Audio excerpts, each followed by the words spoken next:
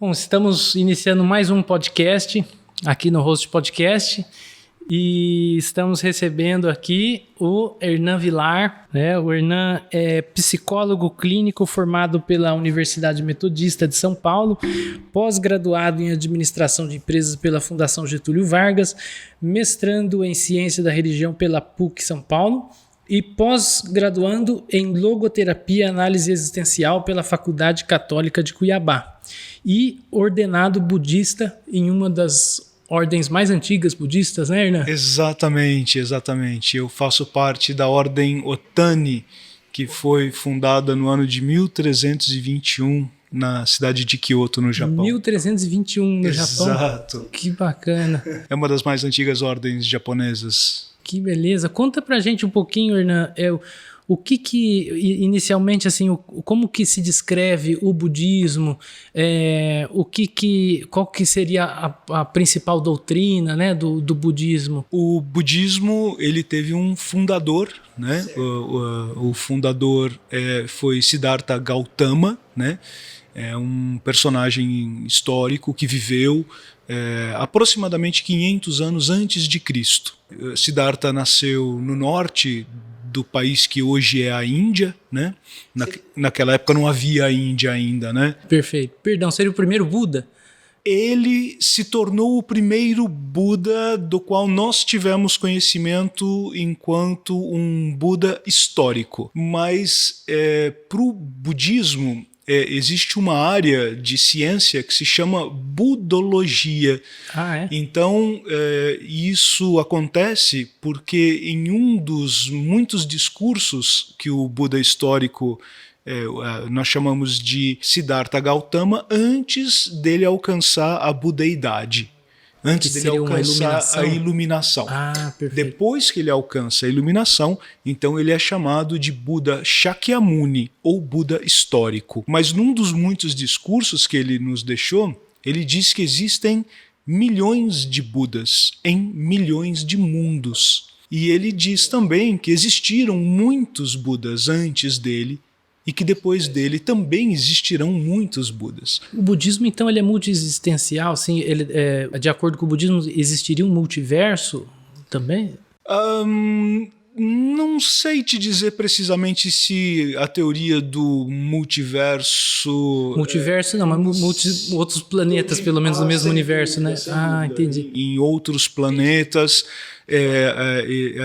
a gente sabe que existem outros seres sencientes e muitos você tem Budas que estão presentes, né? Como que o budismo vê Jesus? Como que o budismo vê assim, o cristianismo? Eu sei que tem uma ligação na essência muito próxima, né? No amor, em propagar o bem. Como, na verdade, o Buda histórico e Jesus foram... separados por quase 500 anos, né? A gente pode tecer algumas correlações entre as doutrinas do Buda e a doutrina cristã, né? Então, para o budismo, existe um princípio norteador que é a busca da cessação do término do sofrimento humano. Que impressionante. E por isso se prega a compaixão por todos os seres. No cristianismo, Jesus prega o amor incondicional a todos os seres, inclusive os pecadores. Isso. Inclusive aqueles que erram, aqueles que erraram. Eu diria assim que na base... essas duas religiões elas têm muitas coisas em comum, né? Então, quando você pega os 5 preceitos budistas, o primeiro é não matar, né? Não fazer mal, não causar sofrimento a nenhum ser, né? Assim como Jesus também preconizava a não violência, né? Ou seja, você não no momento em que ele é entregue e as forças romanas o capturam, né? Que um dos seus discípulos corta a orelha de um dos guardas, ele diz não, né? Não faça isso, né? Verdade. Então ele tinha essa visão também da não violência, do amor e nesse sentido as doutrinas são muito próximas. Que perfeito, que bacana. E essa questão do não sofrimento que você comentou, esse não sofrimento, ele se atinge de que forma no budismo? Excelente pergunta, Gregório. Olha só, quando o Buda faz o seu primeiro discurso, ele fala sobre a natureza da realidade. Isso é uma coisa muito interessante, né? Porque a psicologia também faz estudos muito interessantes a respeito da natureza da realidade, como nós percebemos a realidade. E o Buda nos diz o seguinte, ele fala das 4 nobres verdades. E ele diz assim, existem 4 grandes verdades, 4 nobres verdades. A primeira é de que há sofrimento na vida. Certo. A segunda é que a origem do sofrimento está na ignorância, na ganância e na ira. Ele já circunscreve o que a gente tem que fazer para cessar o sofrimento. Então, a base fundamental do sofrimento é a ignorância. Depois o apego, a ganância, né? O apego às questões materiais, né? E depois a ira, o ódio, né? A terceira grande verdade é que o sofrimento ele pode terminar. E ele termina se você seguir o caminho óctuplo.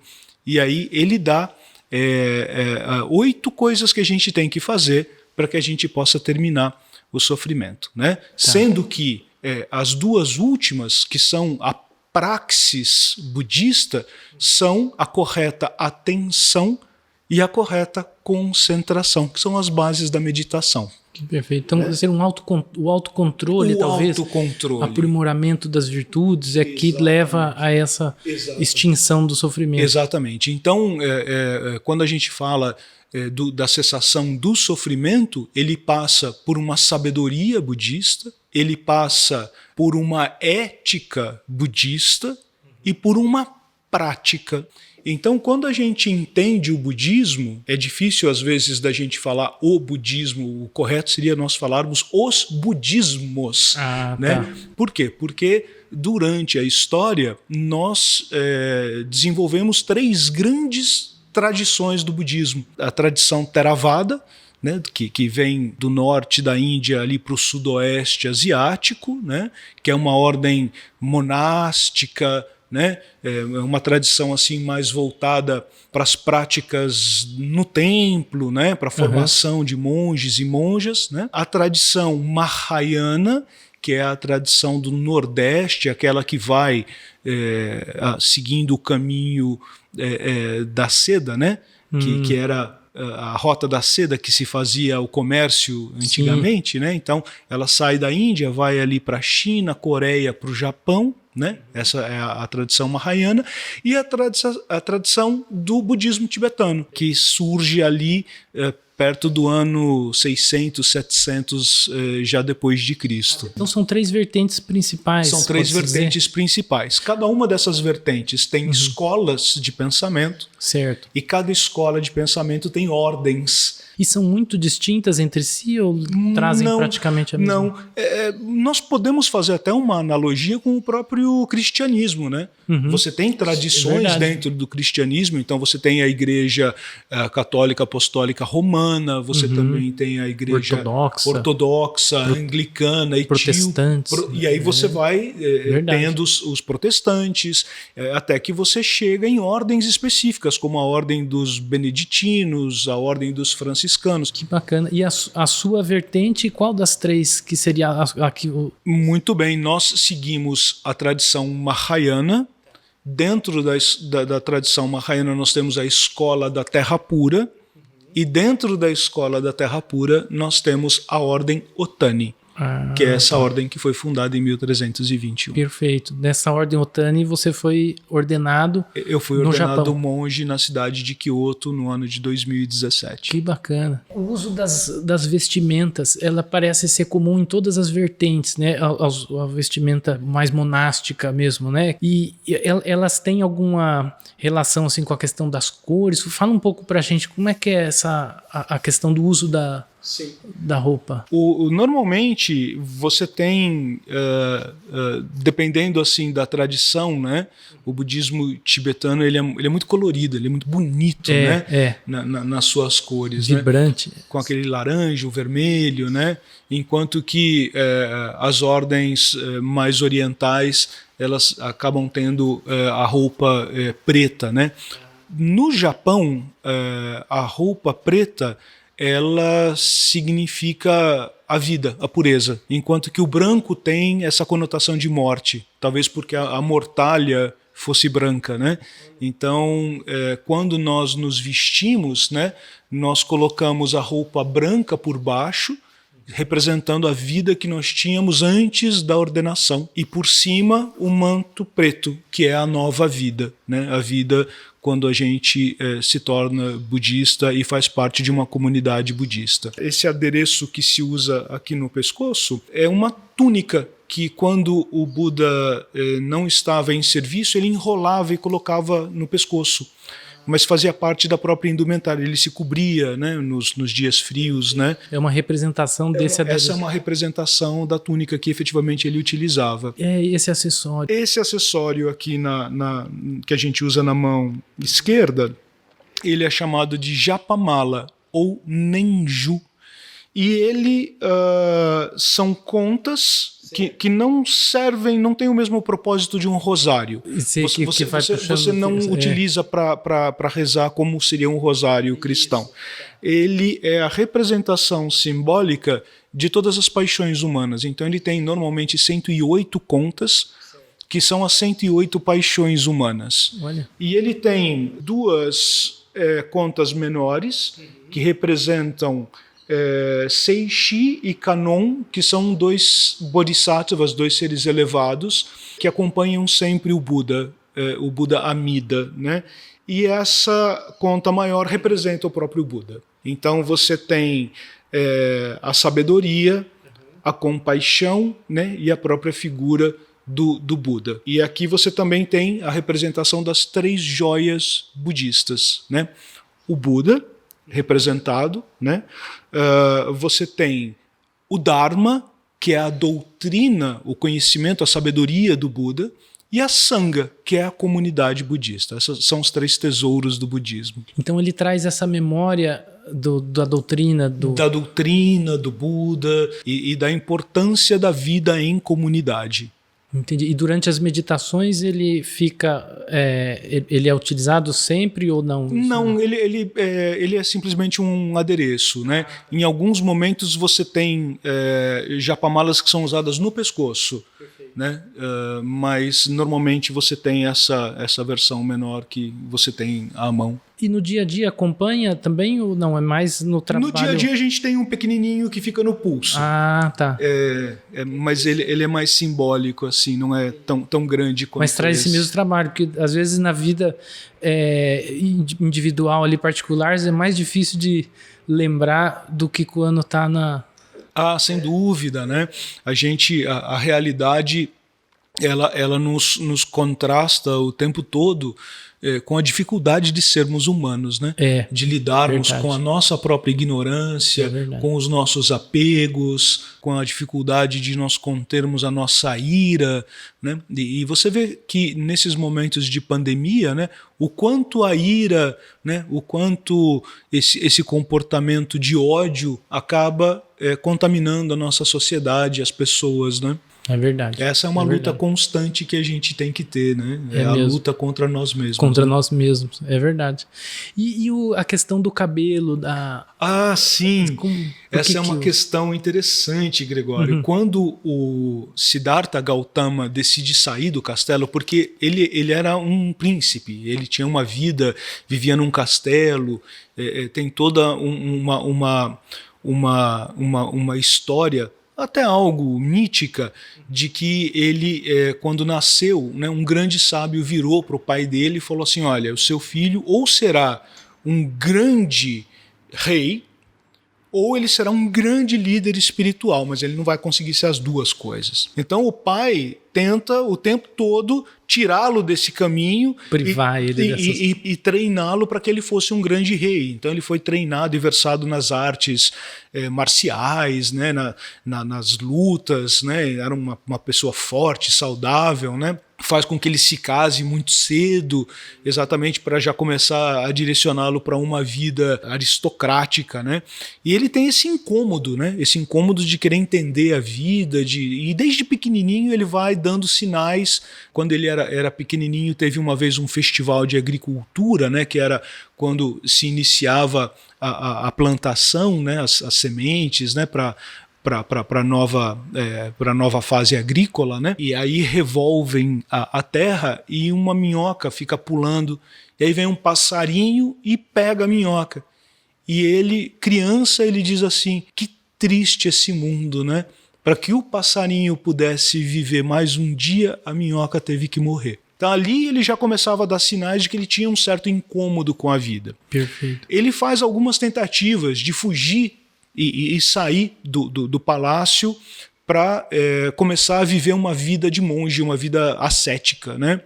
Ele faz uma primeira tentativa, e aí porque tinha mulher, tinha um filho na época, ele não consegue deixar, mas ali ele já começa a ter o contato com a vida em si. Então ele vê uma pessoa que tinha morrido, vê uma cerimônia fúnebre, ele vê um homem sábio, uma pessoa velha, uma pessoa adoecida, e ele começa a perceber que a vida não era aquilo que ele estava tendo. Isso lá, era escondido dele, né? Era escondido dele, né? Perfeito. Na outra vez que ele sai, que aí ele efetivamente é capaz de deixar o palácio, a primeira coisa que ele faz é cortar os cabelos.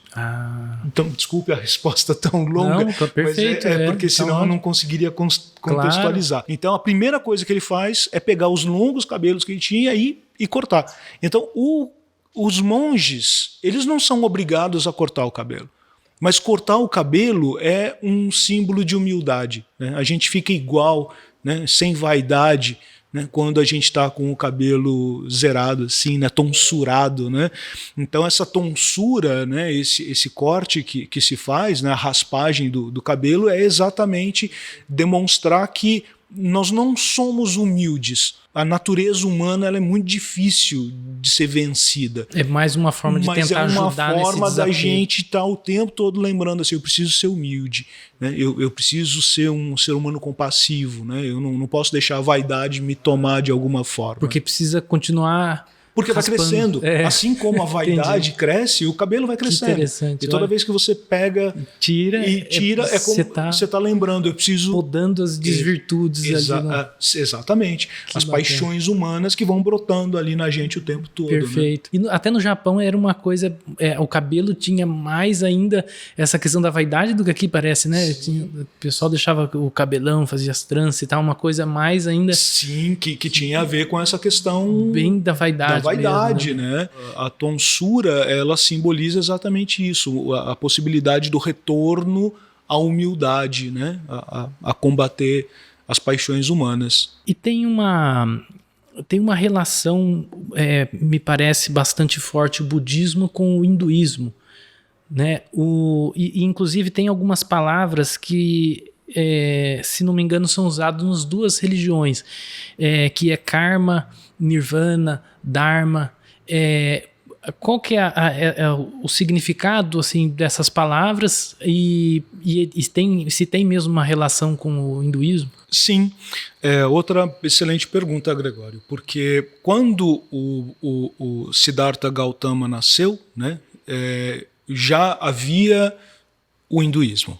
Então, ele já é mais antigo que o budismo. O hinduísmo ele é mais antigo do que o budismo. Vamos dizer, mais antigo ainda, né? Porque o budismo já é bem antigo. Sim, o budismo hoje, a gente contabiliza aí praticamente 2.600 anos de história do budismo, né? Quando a gente fala do hinduísmo, a gente está falando de textos muitas vezes de 4, 5 mil anos, né, atrás. Então, que são os Vedas, né? Os Vedas, então, perfeito. A gente tem, isso já existia. Quando a gente fala dentro da conceituação budista, karma em sânscrito quer dizer ação. Não contextualiza a natureza da ação. Perfeito. Se ela é uma boa, se ela é uma má ação ou se ela é uma ação neutra. Então, o conceito de karma é que tudo aquilo que nós fazemos gera consequências. Todas as nossas ações, boas ou más, elas geram consequências. Perfeito. Então, karma não tem exatamente a ver com coisas ruins ou coisas boas, mas tem a ver com a consequência de todas as coisas que nós fazemos. Então, quando nós agimos no mundo, essa ação é karma, porque ela vai gerar consequências. Para que nós não tenhamos karma, em primeiro lugar, a gente tem que ter o correto pensamento, a correta compreensão da realidade. Você tem que entender a natureza de todas as coisas. Então, inclusive a própria natureza daquilo que nós consideramos bom ou mal. Certo. Porque o referencial é sempre assim, se me prejudica de alguma forma, é mal. Se a ação me beneficia de alguma forma, é bom.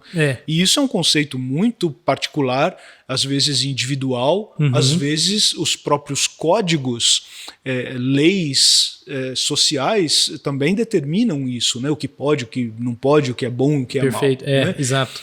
Mas para o budismo, karma é esse conceito de que nós temos que tomar cuidado com as nossas ações, porque elas gerarão consequências. E nós somos responsáveis pelas consequências. Perfeito. O que o Buda dizia para a gente é o seguinte: eu sou hoje o resultado de quem eu fui ontem, e eu serei amanhã o resultado de quem eu sou hoje. Então isso é karma. Já resume a ideia do karma. Exatamente. Perfeito. A outra pergunta que você fez em relação ao Dharma.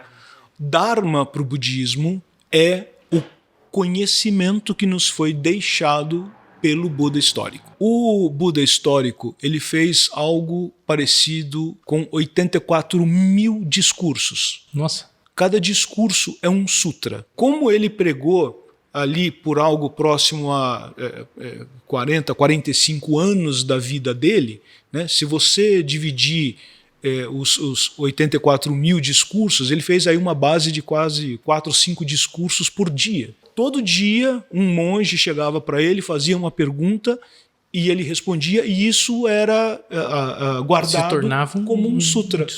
O conjunto de todo esse conhecimento que ele nos passou, isso se chama Dharma. Que beleza. E o Nirvana? Nirvana é o objetivo máximo do budismo, que é a cessação do eu. Então, para o budismo, não há um espírito, não há uma alma. O que há é uma consciência que, quando se junta com o corpo, dá a possibilidade daquele ser experimentar a vida. Então, essa consciência, ela não é um eu. Para o budismo não existe um eu. Existe essa agregação momentânea de consciência com matéria que faz com que eu me perceba. Eu tenho a impressão de que efetivamente eu existo, mas para o budismo nada existe sem sofrer mudanças. Então, essa é uma outra base do budismo, que é a impermanência. E nada dura para sempre, tudo está fadado a transformação, a terminar e se transformar, se agregar de novo e Perfeito. A vida continuar se manifestando. O conceito de nirvana é quando eu não vou mais nascer por conta do karma. Então eu não tenho mais consequências das minhas ações. Eu atingi um determinado momento de iluminação, de sabedoria, em que eu não tenho mais que renascer por conta das coisas que eu já fiz. Então eu só vou renascer no estrito sentido de ajudar as pessoas que ficaram para trás. E aí que atinge a iluminação. Aí eu alcanço a iluminação. Mas aí eu vou além do humano. Eu deixo o humano e as coisas humanas para trás e eu rompo com samsara, que é essa roda de nascimentos e mortes que me prende aqui por causa do meu karma.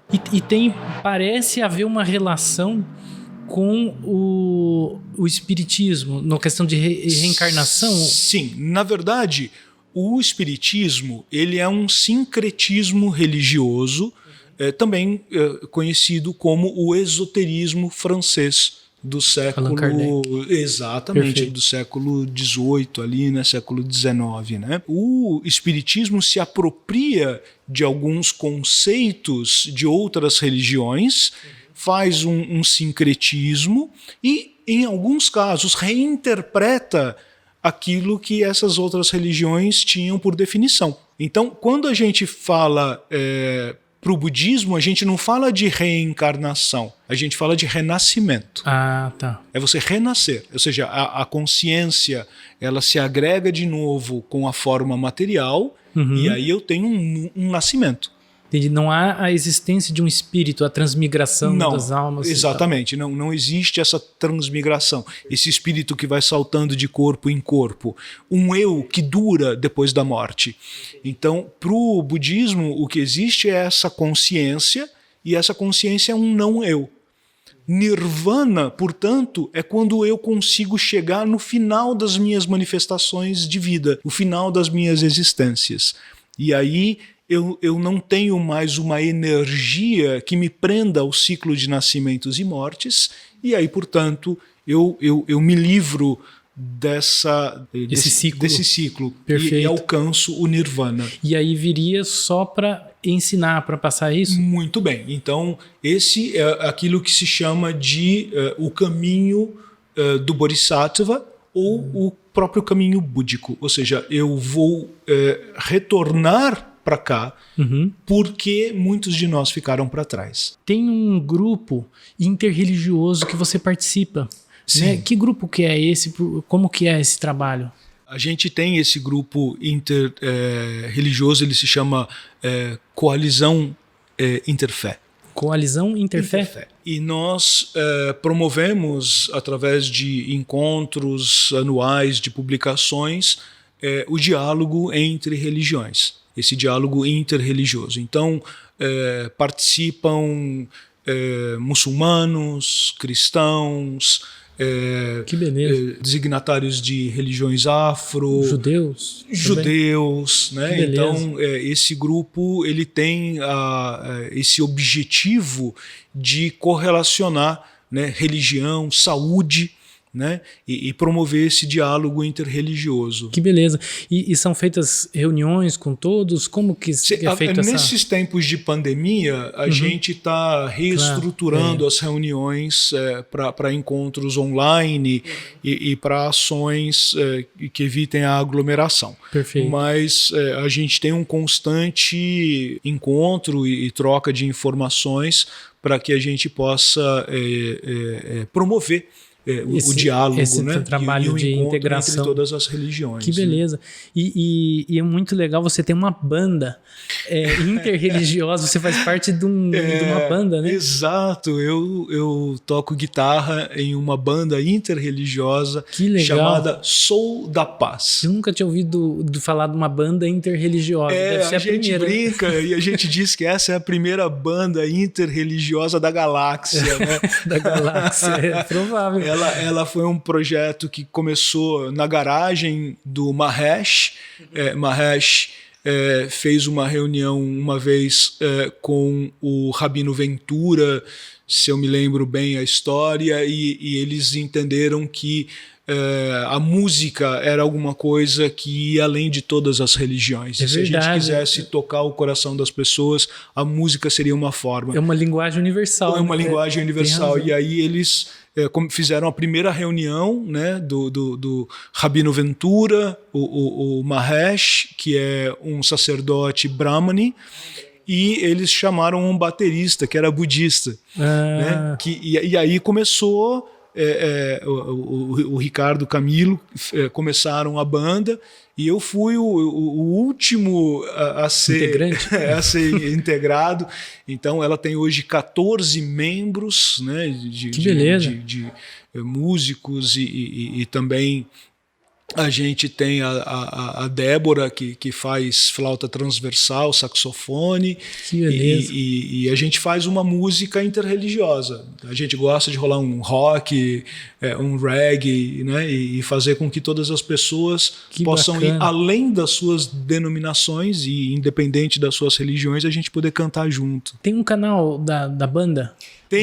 Tem tanto no Spotify, Soul da Paz. Soul se escreve como S-O-U-L, como alma, né? Ou como o ritmo. Alma da Paz. A alma da paz, exato. Então, eu vou deixar na descrição do vídeo o link, isso, assim como os seus contatos também. Claro, pessoal, muito obrigado. Né? Sim, sim, eu fico à disposição, né? Maravilha. É um prazer estar aqui com você, é um prazer poder bacana. Fazer essa partilha, né? Falar um pouco da minha religião, um pouco dessas histórias. A satisfação aqui é inteiramente minha.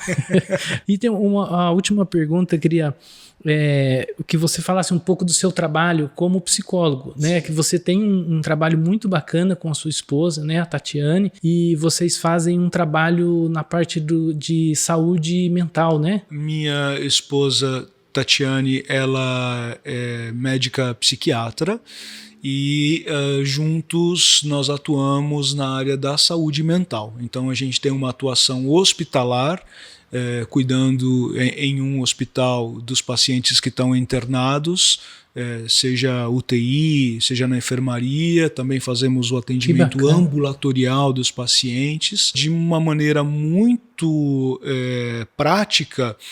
Já há vários anos nós utilizamos a meditação como um instrumento de combate à ansiedade, à depressão leve, alterações do sono, alterações ou seja, transtornos do impulso. A gente utiliza também como preparação para cirurgias bariátricas.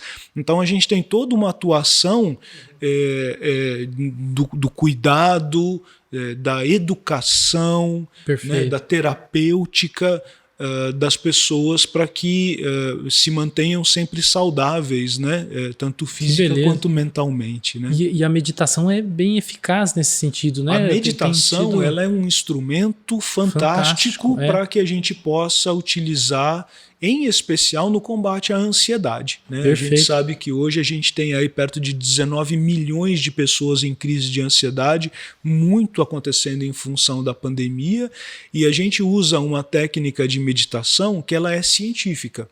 Então ela pode ser utilizada por todas as pessoas de todas as religiões sem que elas sintam que a sua fé de alguma forma possa ser ofendida por um processo religioso, uma prática religiosa de uma outra religião. Ela se chama mindfulness, ela é uma variação da meditação na qual você fica prestando atenção na sua respiração.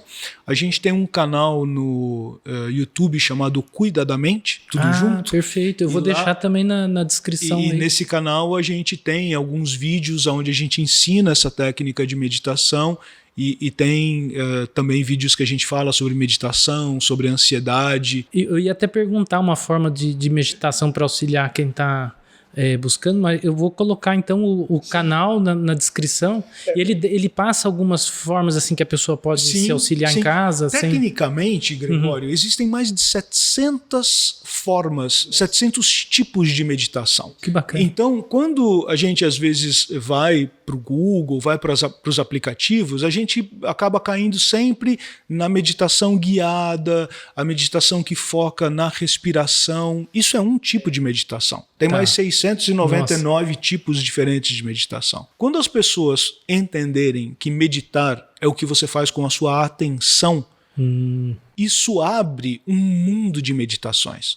Porque para cada um dos órgãos do sentido, eu posso ter dezenas de meditações. Então, se eu ficar prestando atenção em uma cachoeira, um barulho de cachoeira, eu vou estar meditando. Se eu passar um tempo prestando atenção numa vela que queima enquanto eu faço uma oração, e eu estiver ali presente com toda a minha atenção, eu estou meditando. Então envolve intrinsecamente a atenção. Exato. Não é um estado mais assim de letargia, é o inverso. Na verdade, a pessoa está absolutamente consciente e atenta. O estado alterado de consciência que você atinge com a meditação é a transformação da atenção em concentração. E se você continuar meditando, A concentração vai te levar a um outro estado alterado de consciência que se chama distração. A distração é quando o seu cérebro tem um nível de atividade que fica entre 7 e 8 Hz. É um pré-sono. Só que é um pré-sono onde você tem uma expansão da consciência. Você percebe, e no compêndio de psiquiatria, a expansão da consciência que é decorrente de um processo meditativo, ela não pode ser considerada uma expansão da consciência patológica. É o único momento na psiquiatria em que você tem a expansão da consciência e não é um processo patológico. Não é uma coisa patológica. Né? Quando o cérebro atinge 6 Hz de frequência, você está dormindo, você não está mais acordado, você não está mais consciente. Então, meditar é você provocar essa alteração da atenção, transformando-a em concentração, e transformando a concentração em distração, chegando no limite inferior da consciência humana. Olha só. Você praticamente está consciente, você tem toda a sua consciência, mas você tem um nível de atividade cerebral baixíssimo. E isso acaba provocando um hipometabolismo, ou seja, você vai respirar mais devagar, seu coração vai bater mais devagar e você vai alcançar ali um estado de silenciamento do corpo. Então você pode desfrutar da mente, né, em toda a sua amplitude, né? Vou deixar todos os links aí. Quem quiser conhecer mais sobre a meditação, sobre o trabalho do Hernan, vai estar aí na descrição. A gente vai encerrar, mas eu quero agradecer aí a presença, por ter vindo aqui participar conosco. Muito grato aí pela atenção. E a gente fica por aqui, então. Olha, é um prazer enorme ter participado. Muito obrigado pela acolhida, né? E desejo que todos e todas fiquem bem, né, saudáveis, né, que se protejam contra o vírus, né, e eu fico à disposição. Obrigado, Hernan. Namo Amida Butsu.